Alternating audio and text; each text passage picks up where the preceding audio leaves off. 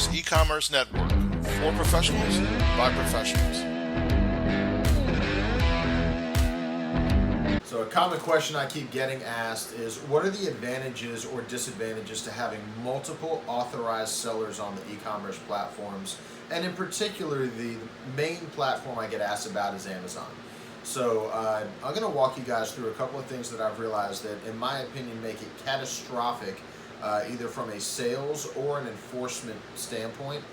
in having multiple authorized sellers. For one, is that all the sales that were going to happen on the Amazon platform were really going to happen anyways. So what you're really doing is you're taking, whether you have one seller or 100,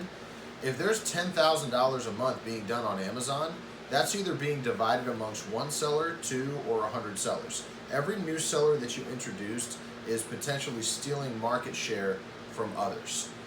Which leads to a real issue in having channel conflict and competition amongst your own ASINs. Now you have to understand, there's already enough competition for your product to sell amongst competing products. So if you sell toothpaste, for example, and you're Matt's toothpaste, and I'm competing with Bob's toothpaste, and mind you, if there's actually real companies with that, forgive me, I'm not not singling anybody out. I'm just using relevant names. Well, if I'm selling Matt's toothpaste, I not only now have to compete with all of these sellers that I've authorized to sell on my channel and on my ASINs, but I'm now still competing with and trying to win market share against Bob's toothpaste and all the sales that he's doing. And if I'm now spending money, or if I've got a competent and dedicated authorized seller who's spending money to advertise and win market share, but now he's losing sales in the buy box, that is a serious issue and a negative return because of the money that you're spending in advertising and marketing and in pay-per-click on Amazon in order to win market share that's being lost in the form of losing sales. So it's almost impossible to get yourself a reliable seller that's going to want exclusivity, or for you guys to structure a good sales program and e-commerce program on the platform within your own brand, if you can't market and advertise to win market share from that point of view. Also, and in having multiple sellers and having that fierce competition over the buy box where approximately 90% of the sales on Amazon happen,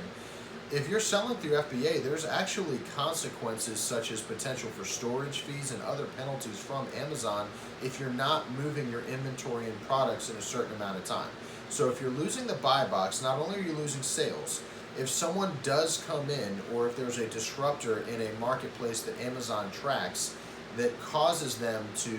require you to lower price or lose buy box eligibility, or potentially even take away your ability to advertise your product,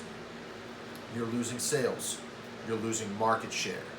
You've now got serious channel conflict amongst your sellers to where some of these guys are now forced to either drop their MAP price in order to comply with Amazon and in the pricing from a competitive shop or marketplace that they've found, or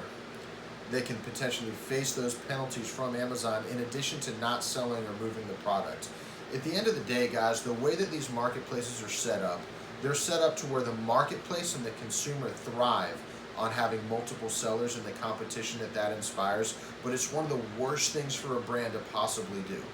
And in order to eliminate that, the best thing that I can recommend from an enforcement perspective is to have